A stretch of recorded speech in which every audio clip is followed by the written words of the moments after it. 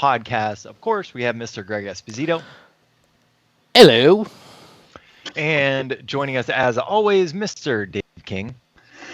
Hello there. Jesus, guys. So, Greg, we have you know what? We have to admit that we're fully stealing Paul Bichelia's stick on Fanning the Flames, his shtick, because he does a weird, different hello every time on their podcast. For those who listen to it, because they only do one once a quarter.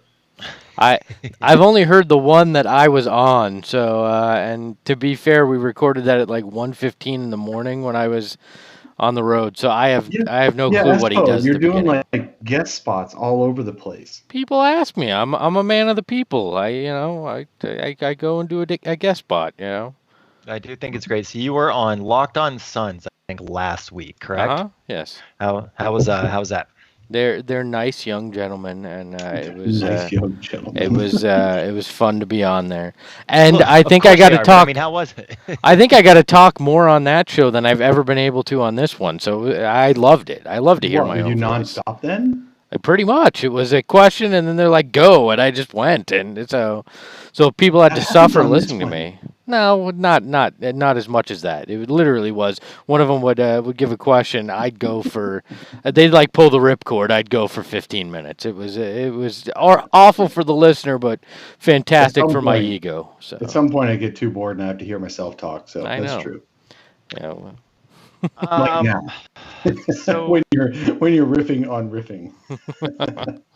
Locked On Suns, love that podcast. Fanning the Flames, by far my favorite Phoenix Suns podcast that there is out there. So anybody that hasn't checked out Fanning the Flames, really great podcast. While we're talking about podcasts, I did want to ask you, Espo, so you have a new project. What is it? What is it called? What do you talk about? How can people find it? Whoa, you're letting me promote my other project. What a deal. It's called the Dry Heat Check. You can find it the same way you find this one by Googling it or looking at it on your podcast, your fine podcast provider. I actually used to do this one before we started the Sun Solar Panel, but it's just kind of a general Arizona sports show, and we do some dad talk. It's with a buddy of mine named Jared Cohen, who used to be in the business as well, and we just we have some fun with it. We usually don't talk a lot of Suns because I figure people are sick of hearing me talk about the Suns with the number of them that we do here. But we just have we're just kind of off the wall with it. We do clickbait headlines where we just randomly will pick topics from Arizona sports, and I'm forced to come up with salacious headlines. Basically, I turn it into a Valley of the Suns episode, and then. And we do things like that, so it's just fun. So Dry Heat Check, go check it out if you want to add something to listen to after you listen to the solar panel. And so I will also add that to the show notes. If you are listening on the podcast version of this, just check out the show notes. There will be a link to Greg's new podcast, which eventually he's going to leave the solar panel and go to them. It's fine. They're the new mistress. Dave and I aren't jealous at all. Listen, they may be younger, it may be hotter, but you guys have the money, so I'm not going anywhere, all right? That's what it comes down to. I just get my fun there, and then I come back to you, right? If we're promoting non-solar panel things, I'm not sure if anyone ever noticed, but I do write for a different website than just podcast, Have we ever talked about that? I don't know. I've never heard of you mention a website before. That would be brightsideofthesun.com. Yeah, who would have guessed? www. Do you really need the www? Like, is that really required at this point? That's why I stopped right then. I was like, I don't know how to finish this. That's like old school. That's too old even for me. So anybody watching, especially on the YouTube, is probably pissed that we haven't talked about the Suns yet. What we are doing on this episode is, so we've had a series that we've been doing, which is comparing the Suns' projected starting lineup versus other teams in the West. We're finally finishing that up this week. We're going to do the entire Western Conference, but we're going to compare the Suns' center, not just so Deandre Ayton, of course, but their backup center as well, Aron Baynes. So comparing the Suns' starting and projected backup centers to other teams in the West. Now, before we get started with that, there was this really, and I wouldn't even call it strange, because at this point I just expect this kind of reaction with anything related to the Suns, especially during the offseason, but this huge uproar because James Jones, I believe, said something about trying Ayton out at the 4, and I get it. Ayton's the center, blah, blah, blah. But my thing is, why the hell wouldn't you try it for spot minutes just to see if it works, especially when you have Aron Baynes on the damn roster? Like, what is the issue with it? Even in pickup basketball, you oftentimes will set your lineups based on who you're playing. And if you're playing another team with size, you're going to roll out your bigger lineups. That's just the way it is. What is confusing about this? Well, why do we get so bent out of shape about positions in today's NBA? I mean, you look at it, and half the time you're playing a lead guard and a bunch of wings and maybe a big man, and in some cases, and a lot of times not. Like, what difference does it make where Deandre Ayton plays? And it's not like we're talking about last year where, your center options wouldn't have been all that attractive. Like, Aron Baynes is a better player than the Suns had on the roster last year to play center. I know Rashawn Holmes fans are going to come knocking on my door and try to burn it down, but I don't care. Whatever works. If they win games like that, great. Because you know what, DeAndre Ayton played power forward in college. Everybody seems to not remember that part of the thing here, but played power forward primarily in college. He played next to a big man who was a more traditional center in the sense at U of A. So if they want to try it, great, try it. It's going to depend on, to your point, Tim, matchups. You're not going to do it against a team that's running a much smaller lineup out there unless you think it's going to give you a massive competitive advantage on at least one end of the floor. But try anything. This was a 19-win team last year. Nothing's sacred. Nothing's that you can't try at this point.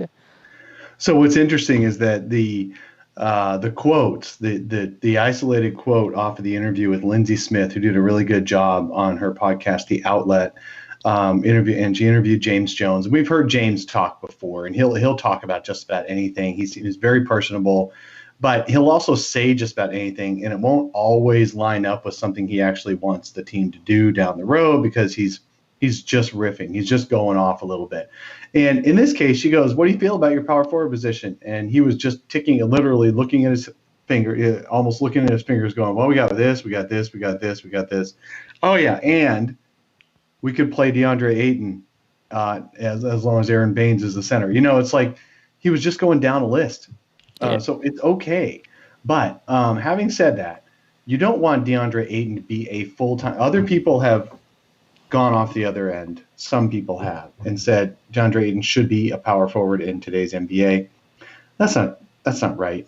You don't want to play him 30 minutes a game next to a lumbering center because while DeAndre Ayton can play defense with the guy in front of him, he's real bad at turning his head and watching the ball, which is fine for a center trying to protect the rim. Actually, we need that.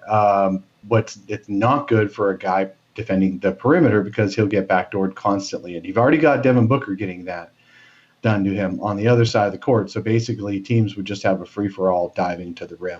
So I think that Ayton in lots of minutes at power forward might end up being used against the Suns. But I do think Ayton in spot minutes at power forward can really help if you really need to secure some rebounds and bully some other teams or stop being bullied by some other teams. Like last year's Utah Jazz. They played Derrick Favors and Rudy Gobert a lot. Neither is a real power forward. And that worked for them in stints, but they couldn't make it go for 30 minutes a game. Even though those two were two of the five best players on the roster, the Jazz couldn't go for too many minutes in a row with Favors and Gobert next to each other unless they were trying to, the slam and rebound game for a few. That's what the Suns can do with Baynes and Ayton. It won't last long minutes, but it's certainly a good change of pace. It's the same argument I make for Devin Booker as a point guard. Don't go long minutes with it because then that's too much. But change of pace and shock and awe, that kind of thing can be great.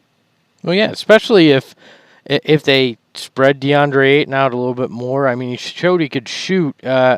And in college, he shot the three a little bit. So if they spread him out, playing him every once in a while at power forward isn't a problem. People are acting like James Jones came out and said Deandre Ayton is our starting power forward. And it wasn't, to your point, it wasn't that. He just simply was saying, we've got a lot of guys that can play power forward this year. It wasn't necessarily the case last year. So, I mean, I'm fine with the thought of experimenting with it and just rolling with it. What I am a little surprised about is that no one has freaked out about Frank Kaminsky being listed first when James was talking off the top of his head. I mean, if you're going to overreact to DeAndre and be mentioned at all, really, Frank ahead of Dario? Yeah, like, I mean, the whole thing, it's September. It was a random list off the top of his head. And he's not the coach. It's like the thirsty man on a deserted island right now for fans. Anything that looks like water, they're jumping at. Anything that can get them riled up is a good time right now because there's not a lot to talk about. We're 2 weeks. We see the home stretch. We see the light at the end of the tunnel, but it's still give me something to freak out about right now, and this just happened to be the thing this week. I gotta tell you, I can't fucking stand Suns Twitter, man. I don't even get on that shit anymore. It just, I think the off season has really made it difficult for me to enjoy engaging on that platform. I take There's everything. There's just a lot of provocation out there. Yeah. I went back and forth a little bit on the whole cancel culture thing with some folks on Twitter yesterday, and I'm just like, it's just gone too far. Everything on Twitter goes too far because everyone's trying to provoke each other. Just this morning, SI put out an article on the 5 players in the NBA who could dominate the league in the coming years.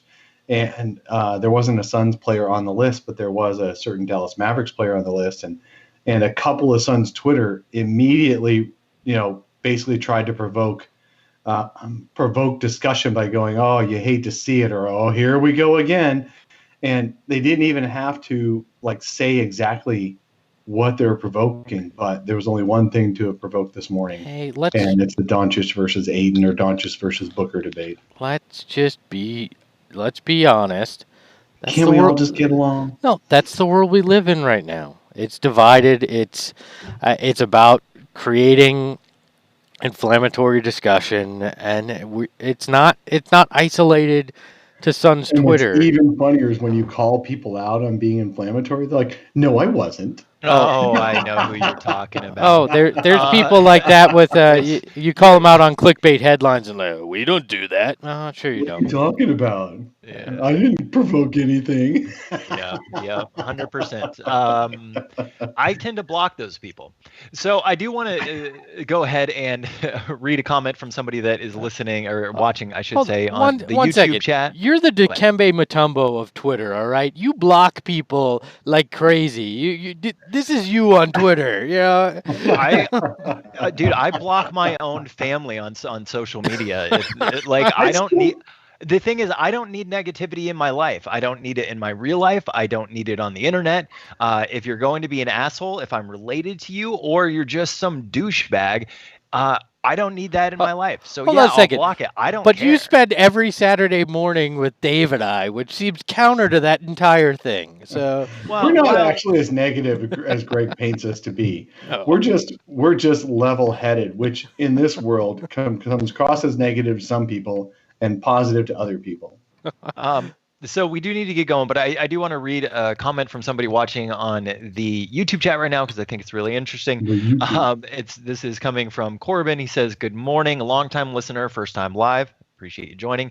He says, "I'm actually a 15-year Laker fan, but you guys are pretty cool." So we have a Laker fan watching the show. I think he means 15-year Laker fan, but takes time off when the Clippers are better than the Lakers. Is that right? Oh, don't Sorry, man. I'm Come kidding. on, man. I'm kidding. Look, Corbin, we love having you on here. You're gonna love Troy Daniels. Your fans are gonna wish he got more minutes. That's the way it is for Troy's career. So enjoy. Oh, Jared Dudley. Some of you guys are going to absolutely love Jared Dudley, and others of you are like, why is he in the league? And it's going to change every day, but he's a good guy too. Yeah, good follow on Twitter if you're Very looking good for follow. entertainment. He is not one of those douchebags too. So what we're doing here, we're going to be comparing Deandre Ayton and Aron Baynes versus other centers in the West. I didn't go and grab all of the advanced metrics on this because we have so many teams that we got to get through. I want to make this flow a little bit faster than some of our other episodes have because we have twice as many teams to do for it. So this is just hot take episode right here. A little bit. I have like their counting stats. I do think it's important that when we're listing the second center, these stats oftentimes are guys that played 15 minutes a game last season. So we need to keep that in mind. Like situations could change, like Aron Baynes, exactly. So DeAndre Ayton last season, 16 points, 10 boards, 0.9 blocks. Aron Baynes, 5.6 points, 4.7 rebounds, and 0.7 blocks. So let's go ahead and let's compare that to the Warriors. Warriors projected starting and backup center rotation: Willie Cauley-Stein, Kevon Looney. Willie Cauley-Stein, 12 points, 8 boards, 0.6 blocks. Looney, 6 points, 5 boards, and 0.7 blocks. What's your take? Yeah, give me the Suns in a heartbeat here. When you look at it, DeAndre Ayton is significantly better than Willie Cauley-Stein. Looney and Baynes, I think, is a toss-up. I'm going Suns all the way on this one. Yeah, you got to. I mean, everyone loves Kevon Looney. Willie Cauley-Stein is a guy who hasn't quite lived up to the hope when he came out of college, but he's a pretty good rim runner kind of player. So I think the Warriors are going to get what they wanted out of the center rotation, but the Suns centers are going to be better. I really like Looney. I think right, but you couldn't put him on the Suns and expect him to be a 2010 guy. No, it is a bit of a toss-up. I would agree with Greg on this one between Aron Baynes and Looney. I do think I would rather have Looney probably than Aron Baynes, especially at this point in their career, although I do really like Baynes a lot. But that being said, I mean, DeAndre Ayton versus Willie Cauley-Stein, I mean, that ain't even close. I actually would expect by the end of the season, or if not even by December, that Looney will be starting over Stein. I'm surprised that he's not penciled in as their projected starter. Frankly. Yeah, so I think that'll flop. So yeah. We agree though that the Suns' center rotation is better than the Warriors. Yes. All right. Moving on to the Trailblazers. This one's kind of funny. Hassan Whiteside, Pau Gasol. Yes, I do realize that there is a lingering injury, and Nurkic could very well be playing, but we're going to roll with this one. Hassan Whiteside, last season, 12 points, 11 boards, 2 blocks. Pau Gasol, 4 points, 4.6 boards, 0.5 blocks. What's your guys' take? I would go the Blazers here. I think Whiteside is in for a bounce back. I like Gasol, and then you've got Nurkic sitting out there in the wings with the injury. I don't think it's by leaps and bounds that the Blazers are better, but I think I would take the Blazers in totality slightly over the Suns here. Well, you're accounting for Nurkic, though. I am, because I think you're gonna. I think that's one. I know we're trying to do this based on just the two guys we're listing, but you can't ignore that Nurkic is waiting in the wings, and I think Hassan Whiteside is a good player. I mean, even in a down season, you see those counting stats there. Like, I think he's very good. He's going to have a very big impact on that team, and Gasol brings a veteran presence and a championship pedigree. So I know he's old, but I still think I just think that the mix is it gives them the slight advantage there. This one's tough because I've never been a fan of Hassan Whiteside as a player. He did play himself kind of out of Miami eventually. He's been alternately discussed as a really good defender and a really bad defender, depending on what you like on defense as a center. He's been talked about as being somebody you can win with, and somebody you can't win with. I mean, he's had a lot of polarizing opinions out there. And I've never been a huge fan of his, so it's tough for me to say that situation is better. Paul Gasol is basically a bump on a log. Sure, he might get 10-5 against the Suns one game this year as their backup, but he's not really there anymore. So I'm going to give the edge to the Suns, and it could be that Whiteside outplays Ayton, probable. Because Whiteside has that attitude toward him that where he might want to do that to a young guy like Ayton, and Ayton won't even care that Whiteside's out there trying to outdo him. He'll either do great or not, depending on how Ayton feels. It could be that Whiteside outplays Ayton this year, but I still would rather have the Suns center rotation than the Blazers. I think the one thing with Whiteside, why I'm giving him a slight nod here, is the simple fact that new team, usually a guy that has the kind of energy that he does, that plays with that hustle, comes out in a new situation and tries to prove something. So I think that's part of the factor here for me. I am going to side with Greg on this, not because of Whiteside. I think that Whiteside's likely going to mostly be out of the rotation come the end of the year, but I do think that you can't ignore Nurkic waiting in the wings. So that being said, democracy here on the show, and 2 of the 3 votes are going to the Trailblazers. You guys are so terrible. Hey, we can't always vote. So, I mean, this would be a very boring show if we all most of our votes have been split. Yeah. Yeah. These guys should always side with me. That's what I'm frustrated about. Okay. And what's funny about this next team is I didn't realize that one of these signings had happened. So the Rockets, starting center, you have Clint Capela last season, 16.6 points, 12.7 rebounds, 1.5 blocks. There was some calling for the Suns to give him a max offer for some reason a couple of seasons ago that I would just never let go. But then their backup center, Tyson Chandler, last season, 3 points, 5 boards, 0.4 blocks. I'm going Suns all day on this one.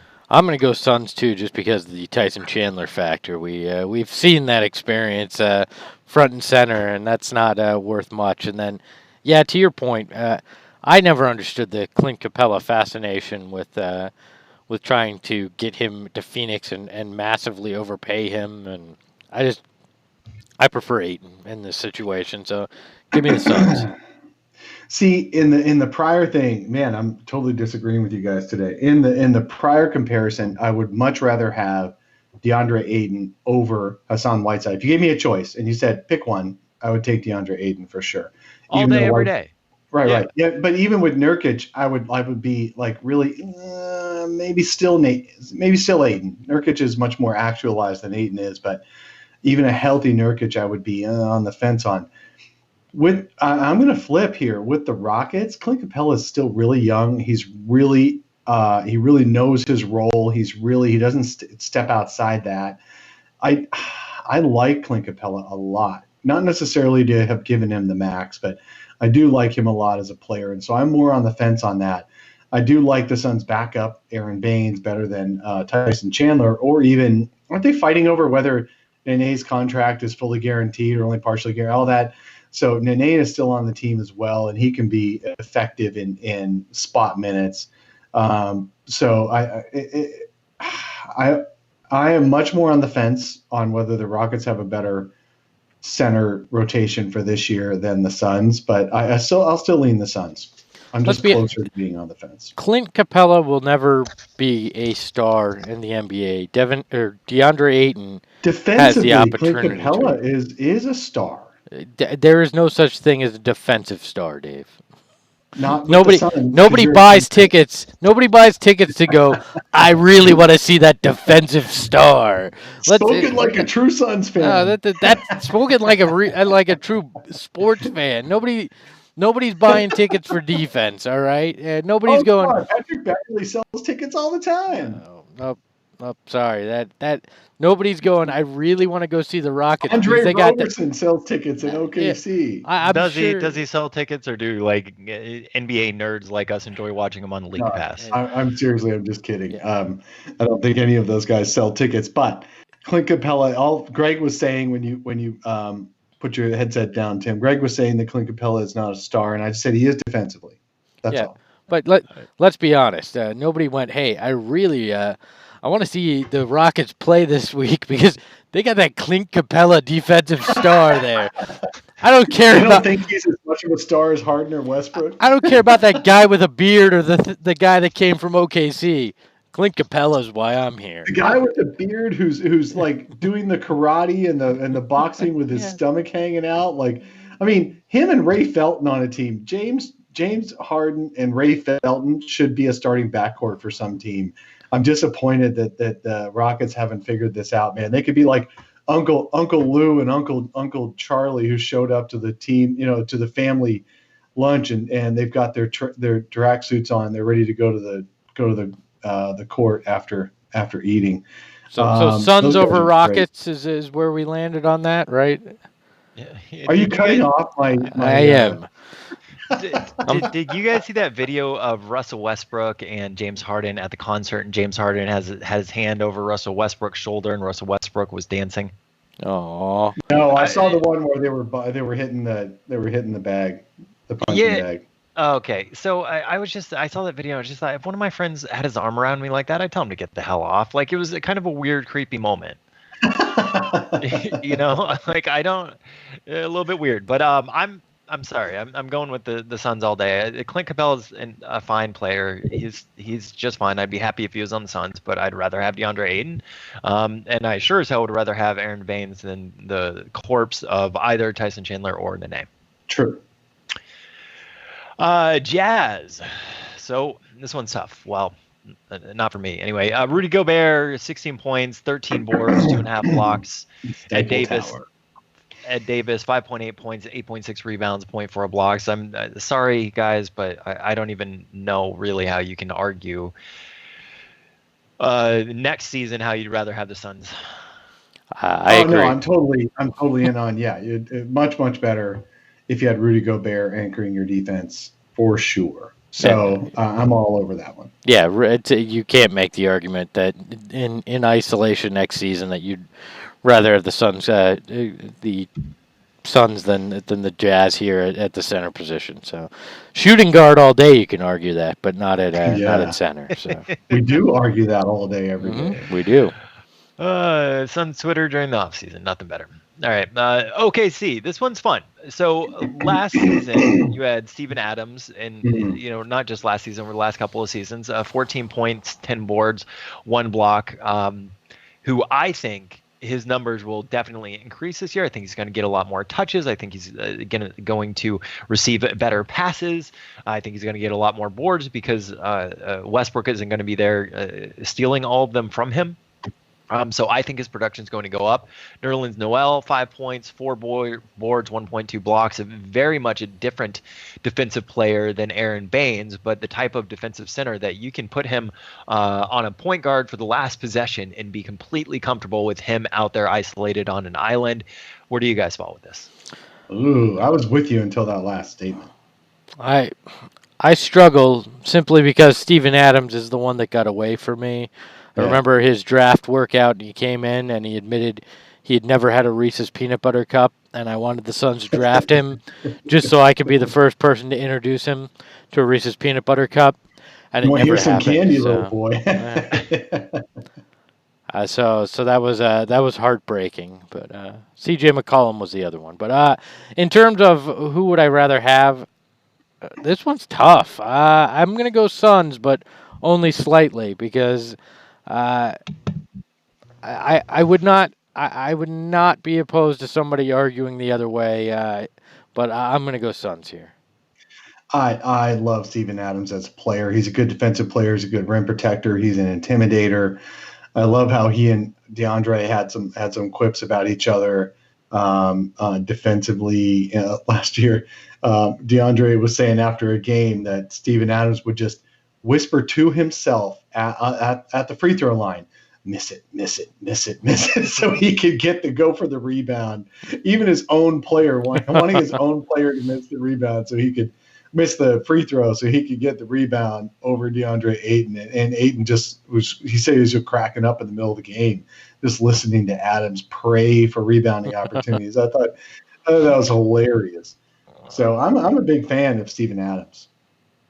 So I'm gonna go OKC on this one. I really do like Steven Adams a lot defensively. I just think he's really he is the type of center that anchors an entire defense just by him being out there. And watch him closely, the way he defends in space, when he helps, how he cuts off driving lanes. Like, he is just really fantastic. So I'm gonna go OKC.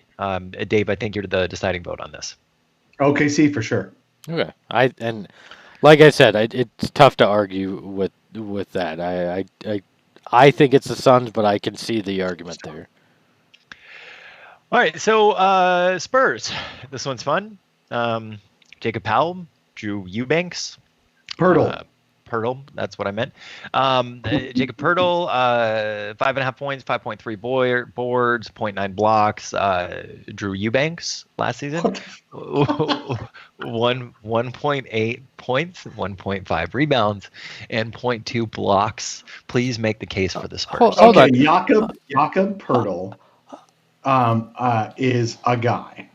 That's as far as I can go with that one. It's definitely DeAndre Ayton and Aron Baynes. He's a guy. He's a dude in the NBA. So the Spurs have a starting center that sounds like the sound that Dave makes when he's hacking up a lung on this show, and then a backup that used to be the band leader for Jay Leno. That's who we've got here. All right, I'm going Suns here because and we saw what Pop did with even talented players in the World Cup. Maybe the shine's a little off Pop here too. So I think he's dug a little too deep finding these two, and I think the magic's over there. Drew, Michael Rhodes making a comment on the YouTube chat. Espo's not. Drew Eubanks, he was a rookie last season. He could definitely see some improvement this year. Good for him. Yeah. Good for him. He should improve in his second year, but so should DeAndre Ayton. All right, so we are going Suns. Centers better than the Spurs. All right, so Clippers, Zubac, Harrell. You're really making our Lakers fan wait, aren't you? Yeah, he's going to have to wait a while. Sorry, bud. Clippers. So Zubac, I'm a big fan of what Zubac did. 9.4 points, 7.7 rebounds, 1 block. Montrezl Harrell, I really, really do enjoy his game a lot. Almost 17 points, 6.5 boards, 1.3 blocks. I'm going Clippers on this one, but I could see an argument for the Suns. In totality, you gotta go Clippers. When you look at both guys and comparing to both guys on the Suns. Now, if we were going, which individual player would you like out of the four? I think DeAndre Ayton's the guy you likely choose out of the four. But in totality, when you're comparing the units, I'm going Clippers as well. Totally against you guys. I mean, I love Montrezl Harrell, his impact on a game and all that as a rotational center for sure. I think Zubac is more. I don't know.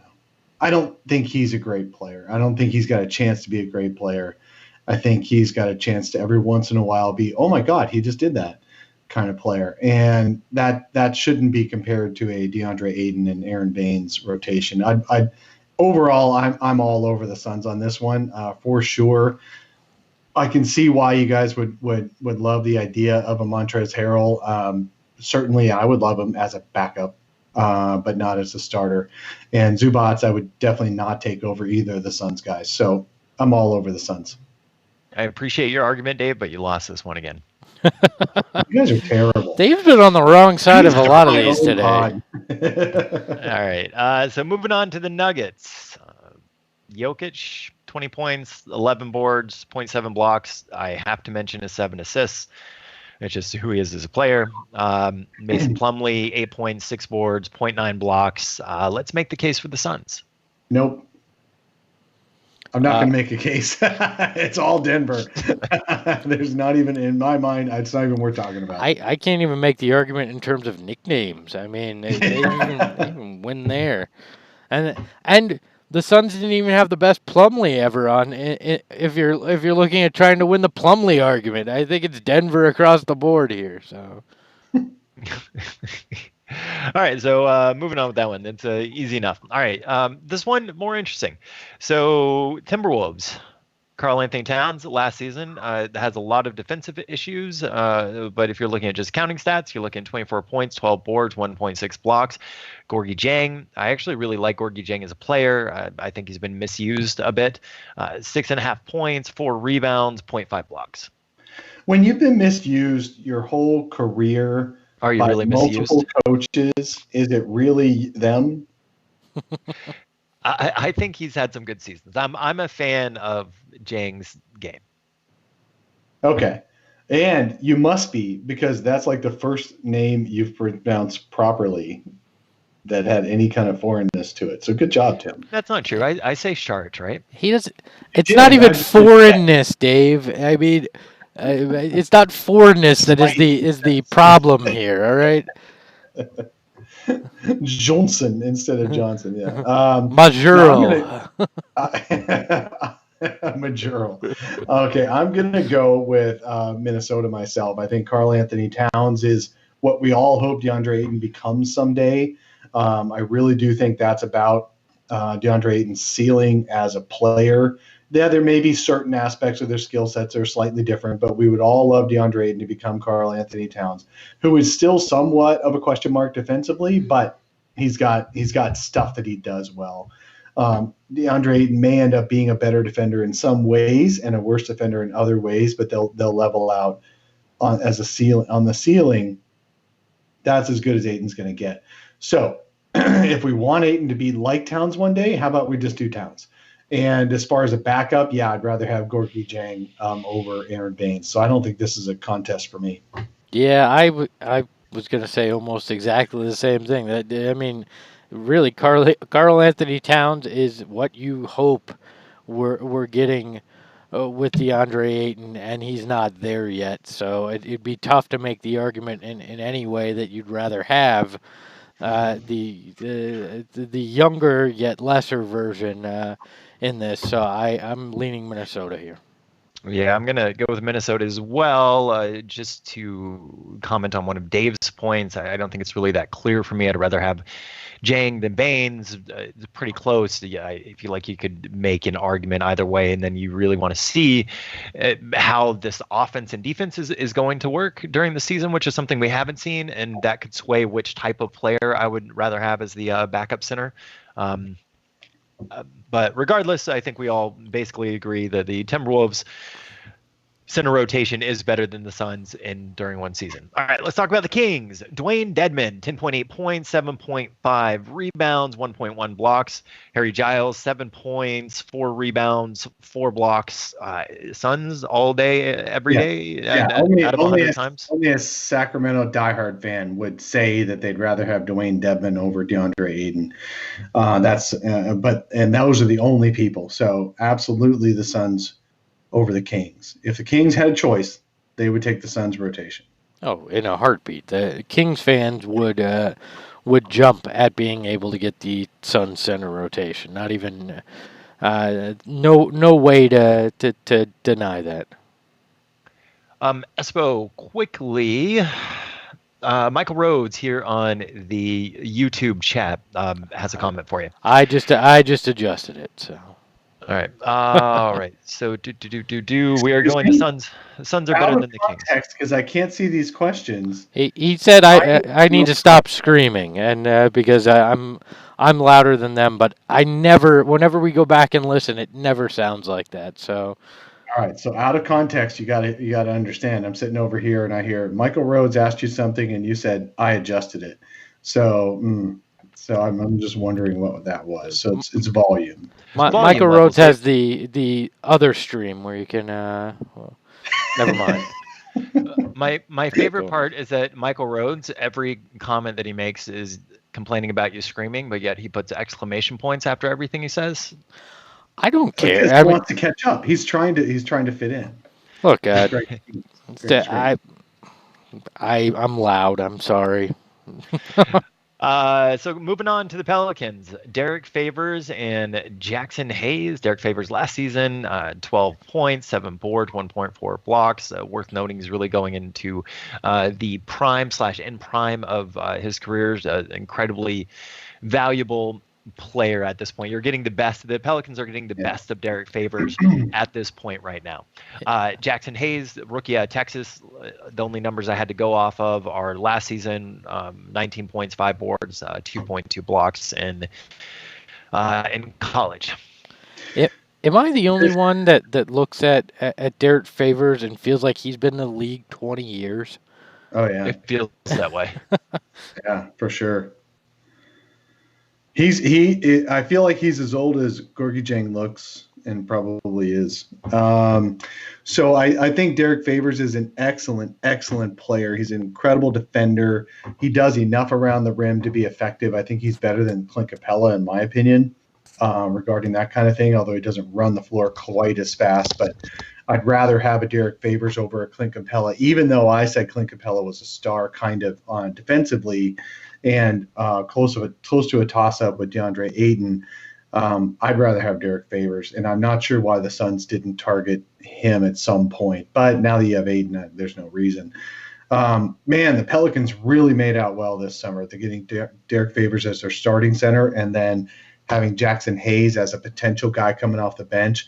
I tend to think Jackson Hayes his career is going to look like Richaun Holmes. I may regret that at some point because he may turn out to be more like a Jared Allen or even better than that. But I don't see him being a huge star in the NBA, but I do think he'll be a fun guy off the bench that everybody loves. And Jared Allen, by the way, with the Nets, he goes from being a young star who could become a star in the league, and suddenly now the Nets have DeAndre Jordan for 3 years. So that's interesting. But back to the Pelicans. You know what? I think I'm going to have to go with the Pelicans in this coming year. What do you think, Greg? I'm going DeAndre Ayton all the way. I think he's going to be better than Favors this year. I think we're underrating Aron Baynes in a lot of these situations, likely because we haven't seen enough of him in person to really have a good feel for him. I think it's the Suns in this situation. So we are 1-1, Tim.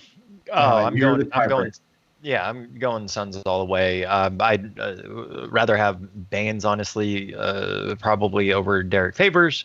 And I really like Derrick Favors. I also really like Baynes. But you can make the argument there. And then Jackson Hayes versus either one of DeAndre Ayton or Aron Baynes. I mean, I don't even really think that's close. So I'm definitely going Suns over the Pelicans. It is worth noting, though, that they do have a certain rookie who is likely going to be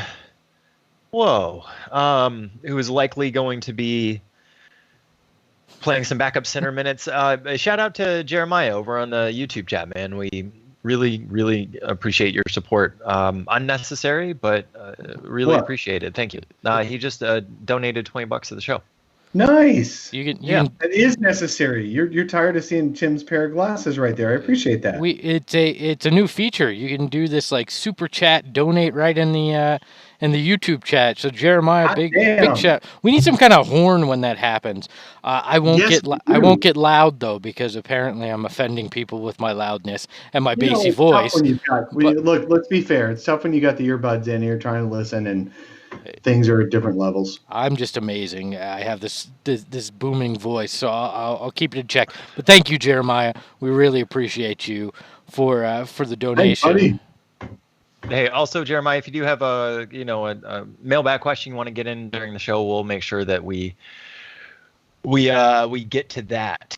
All right, so going with the Suns being better than the Pelicans, moving the show right along here. We have 2 more teams left. We're gonna compare the Mavericks now. Dwight Powell, Maxi Kleber. Dwight Powell last season, 10.6 points, 5 boards, 0.6 blocks. Kleber, 7 points, 4.5 boards, 1.1 blocks. Good player. I know where I stand on this. How do you guys feel? I really think that the Mavericks are going to end up playing Porzingis a lot as the only big on the floor. They're going to go small. So I don't know. Maxi Kleber is pretty good. He's like sneaky good.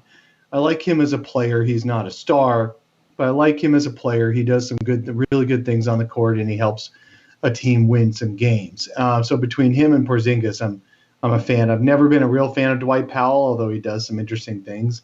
But I got to go with the Suns rotation unless you make Porzingis the starter, and then it becomes closer. But even then, Porzingis is going to be coming off that injury, so I don't think he'll be his full self this year, at least certainly defensively or anything other than shooting like Dirk. I think that's going to be one of these comeback years for Porzingis where he'll be better a year from now than he is now. So having said all of that, I still would take the Suns for sure over the Mavericks. Yeah, I'm square in that camp. I don't really see the argument to be made here that the Mavericks have better center rotation than the Suns, even if you're counting Porzingis coming off that injury, off the court things that are going to be distracting to him. I just don't see it. So the Lakers, last team. I'm sorry. I'm not even going to read their stats. Dwight Howard and JaVale McGee. Sorry, Laker fan. I hope you made it all the way through the pod, but we really can't really make an argument for the Lakers' center rotation being better than the Suns this year.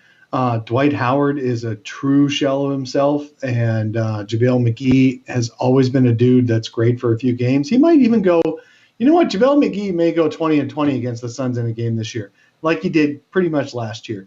But that doesn't mean the Lakers are going to win the game. So I know people go, oh, well, the Suns never win games either, and that's true. But I would absolutely, if the Laker fans had a choice, they would take Ayton and Baynes over their current center rotation. So you just can't really make that argument. It's got to be the Suns. I'm actually going to make the argument here. I'm going to make the argument for the Lakers here. And there's good luck. How? There's two ways here. All right. Bated breath. No, 2 ways, and it's hands down.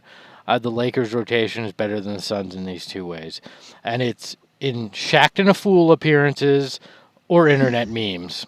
And that is the only way the Lakers centers rotation will beat the Suns centers rotation this year.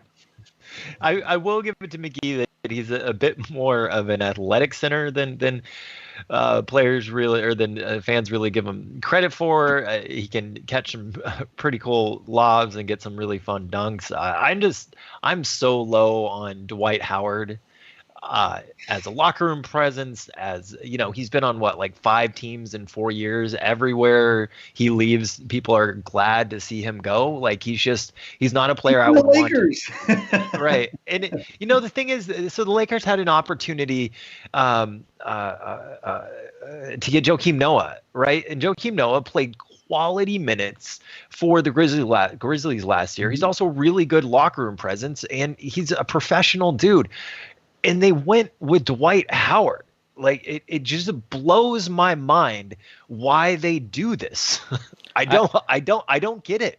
I feel like somehow he had some dirt on like Jeannie Buss or something. It was like, you have to bring me back because of X, Y, and Z, and or the league was like, we need to make this the biggest spectacle possible. You have to take Dwight. I don't know why they would do it. Now, I don't know that the corpse of Joakim Noah is much better. And it his is. man It's bun. still a corpse. It's still a corpse, but it's much better. Yeah, I mean, it's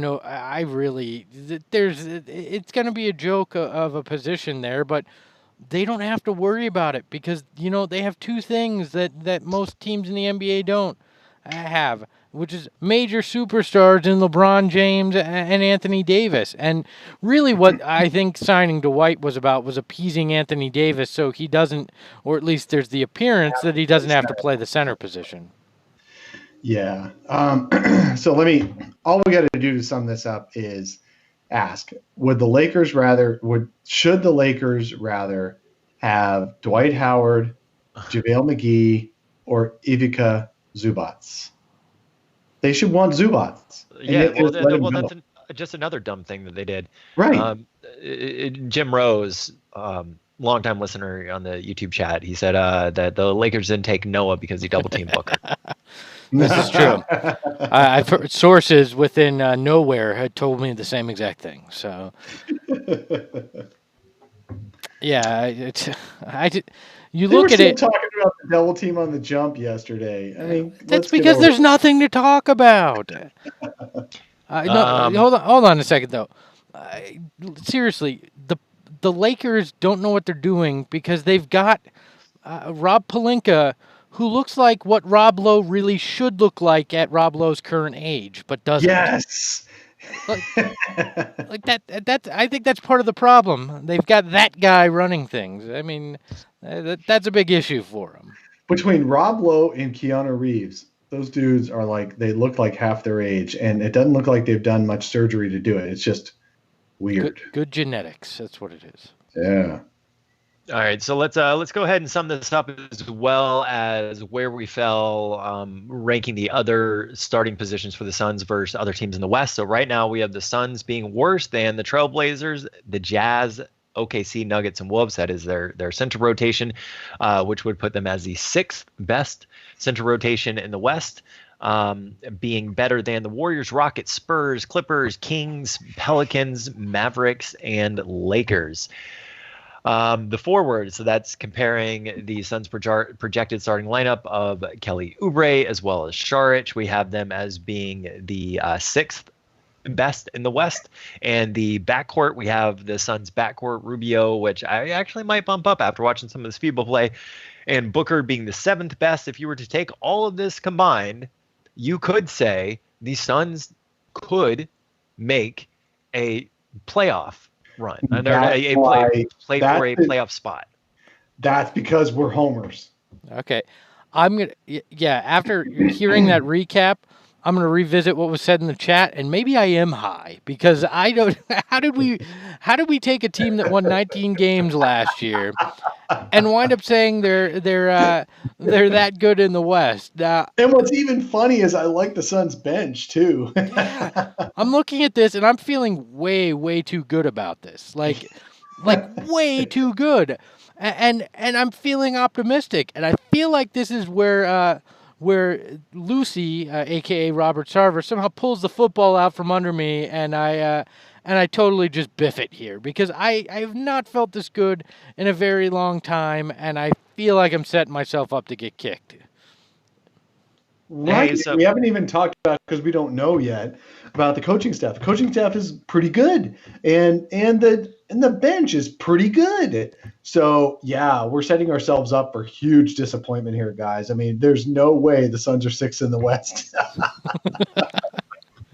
But regardless, this is a Sun show, and we will be as optimistic as we want to. I do want to thank William over in the YouTube chat, who also did a $10 donation during the show. Super awesome. Yeah, so William, like I said in the chat, go ahead and for you, Jeremiah, hit us up, the Sun Solar Panel, on Twitter at Sun Solar Panel. Send me your address, and I will make sure that I send you some Sun swag. Jeremiah did have a question I want to make sure that we get to. So this is off the top of your head. If you guys want to answer this more fully on the next episode after you've had some time to think, that's obviously okay as well. Maybe we'll open the show with it. But Jeremiah asked, with the Suns roster, is there a current NBA player that could be signed or added to the roster to deepen the team's dynamic? And then he said, he followed that up, could we add Joakim Noah if one of our centers gets hurt? If I were the Suns and I were looking to add a player from a dynamic standpoint, it would be adding an athletic small ball 5 to the roster. I can't really think of who's available that they could do so. It might be something they would need to work out in a trade. Obviously, Ed Davis actually comes to mind as somebody I think that you could plug into the Suns system that would be pretty dynamic depending on the matchup. Here's a crazy. Go ahead, Greg. I was just going to say, here's a crazy name. And I don't think it's some key to the season or anything crazy, but could be fun for numerous reasons. Amari Stoudemire would be interesting. He's trying to get back in. He could play a little backup power forward, could play a little backup center, gives you a little connection give you a little connection to the past. I mean, let's be honest. It's the middle of September. Training camp's about to start. You're not going to find a guy that's going to be a superstar or a huge impact right now, but he could be an interesting name to add a little intrigue to things if we're playing in this world that Jeremiah is asking us to. Do I think they will? No. Do I think they should? I don't know. But if we're being asked if they were to add somebody, that's a name that would be intriguing. How would that make the team more dynamic, though? If anything, I think it would make the team less dynamic. No, he'd get some cool dunks. That doesn't make them more dynamic. You don't. I mean, what is adding Amari Stoudemire if he plays 15 minutes a game do for the Suns that any other player that they have on the current roster wouldn't do? I mean, that's the premise of the question is what player can they add that would make the team more dynamic? Okay, you want the answer to this? No one right now, because there's nobody available that changes things for anybody at this point. You're forgetting about Derrick Williams. Oh, God. Oh, no. Did you set this up? That's a callback. There's no Jeremiah. It's actually Tim who set this whole thing up just so he could mention Derrick Williams. Oh, man. He's available. In more seriousness, what I would have said, maybe not necessarily more dynamic, but more potential depth for increasing the chances to win games. I would have said until a couple days ago, Thabo Sefolosha, because he is a good defender on the wing, or at least he used to be. And so if he could be a good defender on the wing at a shooting guard position, the Suns are still slightly light on that, although they can make it work with Ricky Rubio in an off-guard role, playing defense against the other team's shooting guard. Bridges who can slide up to the 2, Oubre who can slide up to the 2. Absolutely, the Suns do have options. But one more defensive option who can make some threes would be good. Tyler Johnson may just be that guy, but Ty Jerome and Cam Johnson are not those guys defensively. If you want to make the dynamic swing in the wrong direction, you could sign Carmelo. I mean, honestly, I wouldn't. That wouldn't bother me all that much. God, if Carmelo would agree to play, 15, 20 minutes a game, I think that he could be just fine. The issue with Carmelo is that he's not going to do that, and he's not going to do that for a shitty team. Well, I tell you what, man, it would just kill me if the Suns signed Carmelo. That would be so bad. I don't care how many minutes he plays. According to us, the Suns aren't going to be a crappy team. They're going to be 6th in the West. So we've solved that portion of it. All right. So we'll be back on Wednesday. Not really sure what we're going to do for our midweek topic, but we will be back. And of course, if you guys want to join us live, if you're listening on the podcast, we record live in theory every single Wednesday right around 7 o'clock Arizona time. We also record live every Saturday morning, 7 a.m. Arizona time. You can always hit up our Twitter at Sun Solar Panel, and we do tweet out the links for that too. So if you're wondering where to find it, that's how you can do so. Later.